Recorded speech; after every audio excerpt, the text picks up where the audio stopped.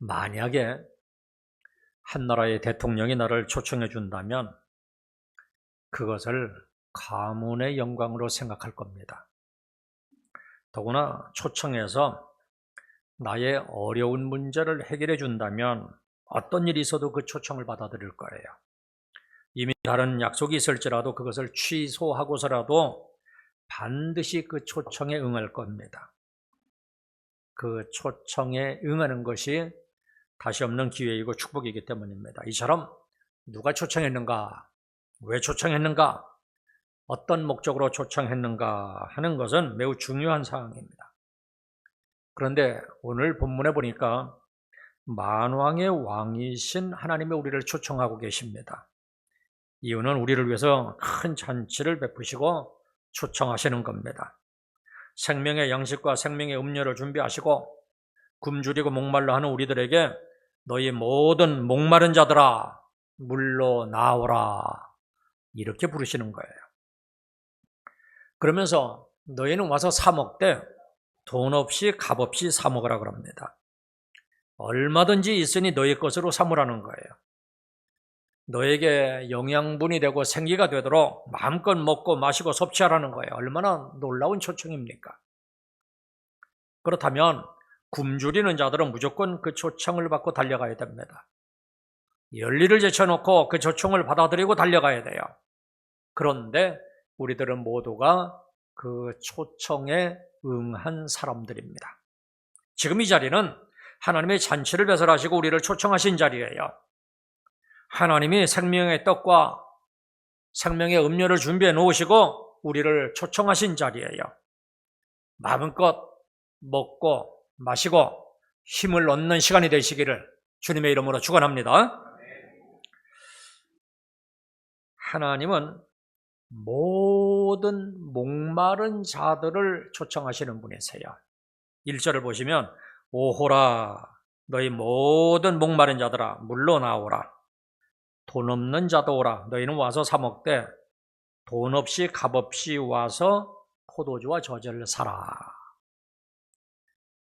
본문에 보니까 오호라라고 하는 감탄사로 시작을 하고 있어요. 아주 중요한 말을 할 때 관심을 가지고 집중해서 듣기를 원할 때 이 감탄사를 사용하는 겁니다. 그러니까 지금 하나님은 이사야 선지자를 통해서 아주 중요한 말씀을 하고 계시는 거예요. 시대적 배경과 주제에 따라서 이사야서를 세 부분으로 구분을 하는데 40장부터 55장까지를 제2 이사야서라 이렇게 이야기를 해요. 그러니까 오늘 본문은 제2 이사야서의 맨 마지막 장 55장인데 새로운 메시아 개념을 말씀하고 있어요. 그러니 이처럼 중요한 것을 말하니까 집중해서 들으라는 말씀이에요. 그러면서 제일 먼저 너희 모든 목마른 자들아 이렇게 부르세요. 하나님은 우리 인생들이 갈증을 가지고 있다는 것을 잘 아세요. 그래서 그 갈증의 문제를 해결해 주시려고 모든 목마른 자들아 이렇게 부르시는 거예요. 우리 인생은 근원적으로 목마른 사람들이에요. 어제도 오늘도 그리고 내일도 여전히 목말라 하는 인생입니다. 가진 자들은 가진 대로 갈증을 느껴요. 오히려 이상하게도 세상의 것을 가지면 가질수록 먹으면 먹을수록 마시면 마실수록 더 큰 갈증을 느끼는 것 같아요. 마치 바닷물을 마시는 것과 같아서 마실수록 더 마시고 싶고 더 목이 말라오는 거예요. 권력도 그렇고 명예도 역시 마찬가지예요. 그리고 없는 사람은 없어서 또 갈증을 느껴요. 가난한 사람들은 경제적으로 갈등을 느끼고 부족한 사람들은 열등감의 갈증을 느끼고 육신의 질병을 가진 사람들은 아픔으로 인한 갈증을 느끼고 인간관계가 상실된 사람들은 소외의 갈증을 느낍니다. 특히 우리 모든 사람들은 영적인 갈증을 느낍니다. 그래서 하나님은 너희 모든 목마른 자들아 이렇게 부르시는 거예요. 다시 말하면 오늘 본문 말씀은 목마른 자들에게 하시는 거예요. 하나님이 지금 초청의 대상으로 삼고 있는 사람은 다른 사람이 아니라 목말라 하는 사람이에요. 목마른 자들은 누구나 물로 나오라는 거예요. 돈 없는 자도 오라고 하세요. 자격이 없는 자일지라도 갈증을 느끼는 자, 목마름을 느끼는 자들은 다 오라는 거예요. 어디로 오라고 합니까? 물로 나오라 그래요. 생수의 근원은 하나님이세요. 하나님께는 생명수가 흐르는 샘물이 있어요. 그러니까 이것은 메시아를 통해서 영생을 주실 것을 암시하는 말씀이에요. 그래서 예수님은 직접 이런 말씀을 하십니다. 요한복음 7장 37절에 보면 누구든지 내게로 와서 마셔라. 요한복음 4장 14절 말씀을 보면 내가 주는 물을 마시는 자는 영원히 목마르지 아니하리니 내가 주는 물은 그 속에서 영생하도록 솟아나는 샘물이니라. 예수님에게로 나와서 예수님이 주시는 물을 마시라는 거예요. 그 물은 영생하도록 솟아나는 샘물이 되어서 우리의 갈증을 해소할 수 있다는 겁니다. 고린도후서 3장 5절을 보시면 우리의 만족은 오직 하나님으로부터 나느니라. 그러니까 우리의 만족은 세상으로부터 오는 것이 아니에요. 세상이 주는 것이 아니라 하나님으로부터 비롯된 것을 누릴 때 진정으로 만족을 누릴 수가 있는 거예요. 그래서 성 어거스틴은 참회록 서문에서 이렇게 말하고 있습니다. 인간은 당신이 지으셨기 때문에 당신의 품에 안기기 전에는 참 만족이 없습니다. 인간의 영혼은 하나님과의 진정한 교제를 통하지 않고는 근원적인 목마름의 문제를 해결할 수 없다는 얘기예요. 그러므로 모든 인간, 특히 인생의 목마른 사람들은 예수님에게로 나와야 돼요. 그때 목마름의 갈증이 해소되는 겁니다. 그런데 세상은 목마른 사람들의 갈증을 금방이라도 해소시켜 줄 것처럼 유혹을 해요. 그래서 사람들은 엉뚱한 것을 찾아다녀요. 부귀영화를 찾아다니고 출세를 찾아다니고 육신의 정욕을 찾아다니고 도박판을 찾아다니고 술집을 찾아다녀요. 그런데 이런 것을 가지고는 우리의 목마름을 해결할 수가 없어요. 본문 2절 보면 너희가 어찌하여 양식이 아닌 것을 위하여 은을 달아주며 배부르게 하지 못할 것을 위하여 수고하느냐. 하나님은 지금 어찌하여라고 하면서 탄식하고 있어요. 많은 사람들이 양식이 아닌 것을 위해서 헛수고하는 것을 보고 탄식하시는 거예요. 참 진리가 아닌 것은 진정한 양식이 될 수가 없어요. 사람들은 대부분 세상적인 것에 집착해서 결과적으로 썩어질 짐승의 형상과 우상을 숭배하는데 모든 정열을 다 쏟아붓습니다.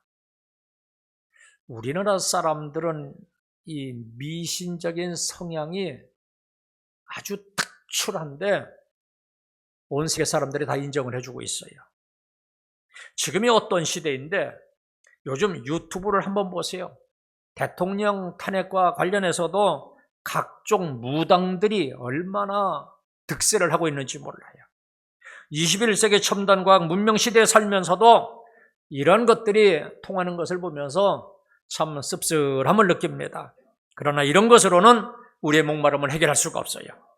그러면 어디로 가야 되는가? 생수를 주시는 하나님께로 나가야 돼요. 생명수 샘물이 솟아나는 교회로 나와야지 돼요. 하나님은 갈급한 심령을 가지고 나오는 사람들을 결코 내쫓지 않습니다. 요한복음 6장 37절입니다. 아버지께서 내게 주시는 자는 다 내게로 올 것이요 내게 오는 자는 내가 결코 내쫓지 아니하리라. 주님의 초청을 받고 나오는 자를 결코 내쫓지 않겠다는 거예요. 다시 말하면 빈손으로 보내지 아니하고 흡족함을 누릴 수 있게 은혜를 주신다는 거예요. 주님은 우리의 영혼의 갈증을 없애기 위해서 이미 모든 것을 다 예비하시고 부르시기 때문에 누구든지 예수님께 나오는 자는 갈증을 해소할 수가 있어요. 예수님은 우리의 죄의 문제를 해결하기 위해서 십자가에 달려 죽어주셨어요. 이제 누구든지 예수님에게 와서 예수님이 예비해 놓으신 생명수 샘물을 마시기만 하면 돼요. 지체하지 말고 죄인도 이방인도 가난한 자도 모두 다 나와서 마시기만 하면 돼요. 와서 마시기만 하면 영원한 생명을 선물로 받아요. 그러니까 중요한 것은 뭐냐면 예수님의 초청을 받고 청종해야지 돼요. 본문 3절을 보면 너희는 귀를 기울이고 내게로 나와 들으라 그랬어요. 귀 기울여 듣고 가만히 있으면 안 되고 내게로 나와서 들으라는 거예요. 귀 기울여 듣고 초청에 반응하여 물로 나와야 돼요. 생수의 근원이신 예수님에게로 나와야 돼요. 사람이 대체적으로 말을 배우는 데는 한 2년, 만 2돌이 되면 어느 정도 이렇게 말을 할 거예요. 그런데 듣는 것을 배우기까지는 80년이 걸린다고 그래요. 그러니까 말하는 것도 어렵지만 듣는 것은 그거보다도 훨씬 더 어렵고 더 중요하다는 이야기예요. 이사야 50장 4절을 보면 주 여호와께서 학자들의 혀를 내게 주사 나로 곤고한 자를 말로 어떻게 도와줄 줄을 알게 하시고 아침마다 깨우치시되 나의 귀를 깨우치사 학자들같이 알아듣게 하시도다. 그러니까 말을 잘하는 사람이 되려면 먼저 말을 잘 들을 줄 알아야지 돼요. 하나님은 우리가 말로 남을 도와줄 수 있는 능력도 주시고 우리의 귀를 열어서 하나님이 말씀하시는 것을 잘 알아듣도록 도와주십니다. 귀를 기울여 듣고 깨닫고 초청의 자리로 나와야 돼요. 하나님의 초청에 응하기만 하면 탈진한 영혼이 쉼을 얻고 기쁨과 만족과 평안함을 얻을 수가 있어요. 수가성 여인이 예수님을 만나고 이러한 축복을 누렸어요. 38년 된 병자도 예수님의 은혜로 이러한 축복을 누렸고 12의 혈루증을 앓는 여인은 예수님의 옷가를 가만히 만졌는데도 이러한 축복을 누렸고 삭개오도 예수님을 만나서 이러한 축복을 누렸습니다.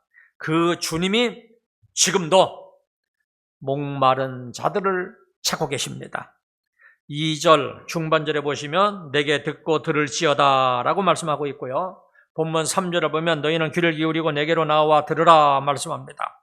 그렇다면 이 시간 예수님의 초청에 귀 기울여 들으시고 그 초청에 응하시기를 주님의 이름으로 축원합니다. 자, 이렇게 주님의 초청에 응하면 어떤 은혜가 우리에게 주어지는가? 본문 2절을 보면 그리하면 이러이러한 것을 얻으리라 말씀하고 있고요. 3절에 보면 그리하면 이러이러하게 살리라 말씀하고 있고 7절에도 보면 그리하면 이러이러하게 여기시리라 이렇게 말씀하고 있어요. 그래서 오늘 본문에서 그리하면이라고 하는 이 단어를 중심으로 해가지고 우리 주님의 초청에 응하면 과연 어떤 은혜가 우리에게 주어지는가 3가지를 말씀드리도록 하겠습니다. 먼저 하나님의 초청에 응하는 자에게 주시는 은혜는 본문 2절 중반절을 보시면 즐거움을 얻을 것이라고 말씀하고 있어요. 내게 듣고 들을지어다. 초청에 응하는 거예요. 그리하면 초청에 응하는 거예요. 너희가 좋은 것을 먹을 것이며 너희 자신들이 기름진 것으로 즐거움을 얻으리라. 여기 즐거움은 원어를 보면 하나님이 주시는 만족을 의미해요. 하나님의 은혜는 우리 영혼을 만족케 하여 즐거움과 기쁨으로 살아가게 해요. 하나님이 은혜로 주시는 이 즐거움은 세상이 주는 즐거움과는 달라요. 구원의 즐거움입니다. 주님으로 인한 만족이에요. 환경과 여건을 초월하는 즐거움입니다. 하나님의 초청에 응답을 하고 하나님께로 돌아오는 자는 항상 즐거움이 넘치게 하십니다. 그리고 하나님이 주시는 이 구원의 즐거움은 영원히 사라지지 않아요. 이 즐거움을 빼앗을 자가 아무도 없어요. 미국 예일대학 교육학 교수 단 바틀렛이라고 하는 교수가 있는데 흑인입니다. 그런데 태어날 때부터 언챙이였어요. 언챙이가 뭔지 아시죠? 그리고 또 귀 밑에 혹까지 있었어요. 의무교육인 고등학교까지 졸업은 했는데 친구들에게 따돌림을 당하고 부모의 사랑도 받지 못했어요. 졸업 후에 백인 가정에 막노동하는 일을 하는 것으로 취업을 했습니다. 그런데 이 주인은 예수님을 믿는 여인이었어요. 이 여주에는 믿음의 눈으로 보면 불가능한 일이 없다. 그리고 누구든지 소망이 있다. 이 말씀을 믿기 때문에 이 흑인 아이에게도 복음을 전해 주었어요. 그래서 바틀렛은 하나님께로 돌아오게 되었어요. 주인과 함께 처음에 교회를 갔는데 처음으로 들은 말씀이 뭐냐 하면 마태복음 28장 20절 말씀입니다. 볼지어다 내가 세상 끝날까지 너희와 항상 함께 있으리라. 이 말씀에 흑인 소년이 큰 은혜를 받았어요. 하나님이 자기와 함께 하신다는 것이 너무나도 즐거웠어요. 이 소년은 하나님의 세상 끝날까지 자기와 항상 함께 하신다는 말씀을 그대로 믿고 소망을 가지고 모든 일을 행하기 시작했어요. 그래서 이후에 보니 이제 대학을 졸업을 하고 예일 대학교에서 박사학위를 받고 교수가 되었습니다. 그래서 모두가 찾아와서 얼마나 기쁘고 즐겁습니까? 하고 물었어요. 그러니까 바틀렛 교수가 이렇게 대답을 하더래요. 저는 박사가 되고 교수가 되어서 기쁜 것이 아닙니다. 저에게 있어서 가장 큰 기쁨은 하나님이 부족한 나와 함께 하신다는 사실입니다. 이렇게 얘기하더래요. 여러분, 우리들도 마찬가지 아닙니까? 무엇보다도 하나님이 부족한 나와 함께 하신다는 사실이에요. 하나님이 누굽니까? 만왕의 왕이세요. 전능하신 분이에요. 그분이 왜 나와 같이 부족한 사람과 함께 하시는 거예요? 나의 부족한 것을 도와주시려고 함께 하시는 거잖아요. 그러니까 하나님이 세상 끝날까지 항상 나와 함께 하신다는 사실이 얼마나 큰 힘이 되고 위로가 되고 이것이 얼마나 기쁘고 즐거운 일인지 몰라요. 그런데 하나님은 나와 함께 하신다. 이 약속만 하시는 것이 아니에요. 신구약 성경에 보면 이루 말할 수 없는 약속을 우리에게 하시고 있어요. 이러한 말씀을 듣고 청종함으로 즐거운 하루하루를 살아갈 수 있기를 주님의 이름으로 축원합니다. 하나님의 초청에 응하는 자에게 주시는 은혜가 두 번째는 우리의 영혼이 살 것이라 이렇게 말씀해요. 3절 한번 보세요. 너희는 귀를 기울이고 내게로 나와 들으라. 그리하며, 청종하면 그 소리죠. 너희의 영혼이 살리라. 내가 너희를 위하여 영원한 언약을 맺으리니 곧 다윗에게 허락한 확실한 은혜니라. 여기 영혼이 살리라 원어로 보면 새 생명을 누리며 구원을 얻는다는 의미예요. 하나님의 확실한 은혜는 죽은 영혼을 다시 살리는 거예요.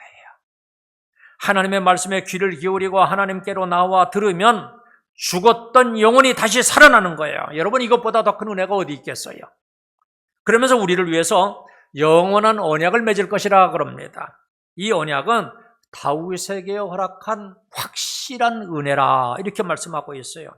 그러니까 이미 죽은 다윗을 말씀하는 것이 아니라 다윗에게 허락한 확실한 은혜를 말씀하고 있어요. 다시 말하면 이것은 다윗에게 허락한 확실한 은혜 언약을 지금 우리에게도 약속하고 계시는 거예요. 이것은 메시아로 인하여 영원한 생명을 주신다는 새 언약입니다. 하나님은 우리에게 말씀을 통하여 복주기를 원하십니다. 말씀을 통하여 우리 영혼을 다시 살리시기를 원해서요. 말씀을 통하여 지금도 우리에게 기적을 행하기를 원하십니다. 그래서 귀를 기울이고 내게 나와 들으라. 그리하면 너희의 영혼이 살리라. 이렇게 말씀하시는 거예요.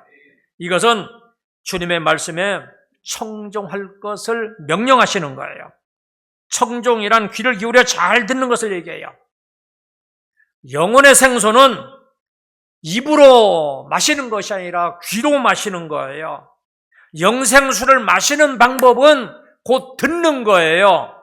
마음과 생각을 집중해서 잘 듣는 거예요. 잘 들으면 영혼이 살아나는 역사가 나타납니다. 로마서 10장 17절 보시면은요. 그러므로 믿음은 들음에서 나며 들으면 그리스도의 말씀으로 말미암았느니라. 우리들이 설교를 들을 때 두 종류의 사람들이 있어요. 단순히 귀에 들려지는 것만 듣는 사람이 있고 귀를 기울여서 집중해서 경청하는 사람이 있어요. 하나님의 음성을 듣고자 하면 단순히 귀에 들려오는 것만 듣지 말고 마음과 생각을 말씀에 집중하고 귀를 기울여서 듣는 거예요. 그래서 하나님이 나에게 개인적으로 하시는 말씀을 듣고 그것을 붙잡는 거예요.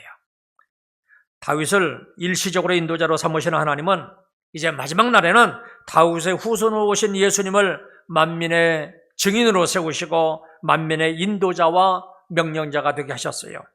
그리고 다윗 왕국이 이스라엘 역사에 보면 통일 왕국이기 때문에 참 영토가 엄청 넓었는데 이제 예수님을 통해서 세워질 나라는 다윗 왕국과는 비교도 할 수 없는 차원이 다른 나라가 될 거예요. 그리고 이 약속은 실제로 예수님이 이 땅에 오심으로 다 이루셨어요. 메시아로 오신 예수님이 이 땅에 오셔서 이렇게 말씀하셨어요. 마태복음 11장 28절입니다. 수고하고 무거운 짐진 자들아 다 내게로 오라. 내가 너희를 쉬게 하리라. 여기 수고하는 것은 능동태로 되어 있고 무거운 짐을 지는 것은 수동태로 되어 있어요. 그러니까 자의로 수고를 하던 아니면 억지로 무거운 짐을 져야 하는 사람이든 힘들게 살아가는 모든 사람들을 초청하시고 불러주시는 거예요. 요한복음 7장 37절부터입니다. 명절 끝날 곧 큰 날에 예수께서 서서 외쳐 이르시되 누구든지 목마르거든 내게로 와서 마시라. 나를 믿는 자는 성경의 이름과 같이 그 배에서 생수의 강이 흘러나오리라 하시니. 예수님은 누구든지 목마른 자는 와서 마시라 이렇게 초청하시는 거예요. 와서 마시면 우리의 심령에 생수의 강이 흘러 넘쳐날 것을 말씀하십니다. 하지만 안타깝게도 세상의 모든 소음에 적용이 된 우리들의 귀는 하나님의 말씀을 잘 분별해서 듣지를 못합니다. 늘 사람을 향하여 귀가 열려져 있어요. 그래서 하나님께로 돌아오기는커녕 점점 더 하나님으로부터 멀어져요. 그래서 그 결국은 영혼의 죽음입니다. 영혼의 죽음이 얼마나 무서운 일인지를 안다면 우리들은 돌아와서 영혼이 다시 살아나야지 돼요. 하나님을 떠나 있을 동안에는 마치 우리의 영혼은 메마른 사막을 걷는 것처럼 고통을 겪는 거예요. 어떠한 물질적인 부여로도 만족시킬 수가 없고 어떠한 명예로도 즐겁게 할 수가 없어요. 진정으로 영혼이 살아나는 길은 하나님께로 돌아올 때에만 가능합니다. 가룟 유다를 한번 생각해 보세요. 예수님의 말씀을 듣지 않고 자기의 생각대로 행했어요. 마지막 만찬에서 너희 중에 한 사람이 나를 팔리라 이렇게까지 말씀하셨는데도 그 말씀을 청종하지 않았어요. 결국 가룟 유다는 하나님께로 돌아올 회개의 기회를 놓쳐버리고 비참한 최후를 맞이하게 됩니다. 그러나 베드로를 보세요. 오늘 밤 닭 울기 전에 내가 3번 나를 부인하리라. 이 주님의 말씀이 생각나서 밖에 나가서 심히 통곡하며 회개했어요. 그래서 결국은 죄사함을 받고 영원히 구원을 받고 다시 일꾼으로 부름을 받게 됩니다. 바울과 실라가 투옥됐던 빌립보 감옥에 지키던 그 간수도 한번 생각해 보세요. 자결하려고 했던 간수인데 바울이 전하는 복음을 받아들입니다. 결국 자신의 영혼만 구원받는 것이 아니라 온 가족까지도 다 살아나는 구원을 얻게 됩니다. 이처럼 하나님의 말씀을 듣고 청종하면 죽었던 영혼이 다시 살아납니다. 영혼이 살아나는 것만이 모든 것이 잘 되는 근본이고 기본이에요. 영혼이 잘됨같이 범사가 잘 되는 거예요. 하나님께로 돌아오면 모든 영적인 문제가 해결돼요. 모든 영적인 문제가 다 해결이 되면 우리들의 모든 문제도 다 해결이 되는 거예요. 그렇다면 하나님의 말씀을 듣고 청종함으로 우리들의 영혼이 다시 살아나고 모든 문제들도 다 해결될 수 있기를 주님의 이름으로 축원합니다. 그리고 마지막으로 하나님의 초청하는 자에게 주시는 은혜 3번째는 우리를 긍휼히 여겨 주시는 거예요. 7절 한번 보세요. 악인은 그의 길을 불의한 자는 그 생각을 버리고 여호와께로 돌아오라. 그리하면 청종하면 어떤 은혜가 주어지냐면 그리하면 그가 긍휼히 여기시리라. 우리 하나님께로 돌아오라. 그가 너그럽게 용서하시리라. 여기 긍휼히 여긴다 하는 것은 불쌍히 여긴다, 동정한다라고 하는 뜻인데 히브리인들이 여기 긍휼이라고 하는 단어를 쓸 때는 자비라고 하는 말로 번역이 됩니다. 자비는 내가 아닌 다른 사람에게 너그럽게 또 부드럽게 대해주는 것을 얘기해요. 그러니까 어머니가 자식에게 베푸는 것을 사랑이라 한다면 아버지가 자식에게 베풀어주는 것을 자비라 할 수가 있을 거예요. 아버지이신 하나님이 우리를 향해서 돌아오라고 부르십니다. 이미 더러워진 존재인 것을 아시면서도 다시 기대를 가지고 용서하시려고 부르시는 거예요. 심판해 버리지 않으시고 긍휼히 여기시는 마음으로 애타게 부르시는 거예요. 나 같은 인간이 어떻게 용서받을 수가 있겠어? 나는 구제불능이야. 난 안 될 거야. 여러분, 이것은 우리 인간의 생각입니다. 용서받을 죄악이 있고 용서받을 수 없는 죄악이 있다. 이것은 우리 인간의 생각이에요. 하나님은 자비로우신 분이에요. 하나님이 용서하지 못할 죄는 없어요. 하나님의 생각은 우리의 생각과는 달라요. 하늘이 땅보다 높음 같이 하나님의 생각은 우리의 생각보다 높아요. 우리가 회개하고 돌아서기만 하면 하나님은 하늘에서 얼마나 기뻐하시는지 천국 잔치를 여신다 그랬습니다. 하나님은 우리를 용서하시는 것을 얼마나 기뻐하시는지 모릅니다. 그리고 용서하시는 것으로 그치는 것이 아니라 반드시 열매를 맺을 수 있도록 도와주십니다. 본문 9절 10절 한번 보세요. 이는 비와 눈이 하늘로부터 내려서 그리로 되돌아가지 아니하고 땅을 적셔서 소출이 나게 하며 싹이 나게 하여 파종하는 자들에게는 종자를 주며 먹는 자들에게는 양식을 준 것 같이 내 입에서 나가는 말도 이와 같이 헛되이 내게로 돌아오지 아니하고 나의 기뻐하는 뜻을 이루며 내가 보낸 일에 형통함이니라. 비와 눈이 내리면 그냥 하늘로 되돌아가는 것이 아니라 땅에 내려서 땅을 적셔서 각종 소출이 나게 하듯이 하나님의 말씀도 역시 그러하다는 거예요. 한번 선포된 하나님의 말씀은 그냥 헛되이 되돌아가는 것이 아니라 우리들의 심령에 심겨져서 반드시 하나님이 기뻐하시는 열매를 맺겠다는 거예요. 우리들이 선포되는 말씀에 귀를 기울이고 집중하여 들으면 그 말씀은 생명의 말씀이기에 반드시 우리들의 심령에 심겨져서 죽은 우리들의 영혼을 다시 살리고 또 능력의 말씀이기 때문에 반드시 하나님의 뜻대로 많은 열매를 맺으시겠다는 겁니다.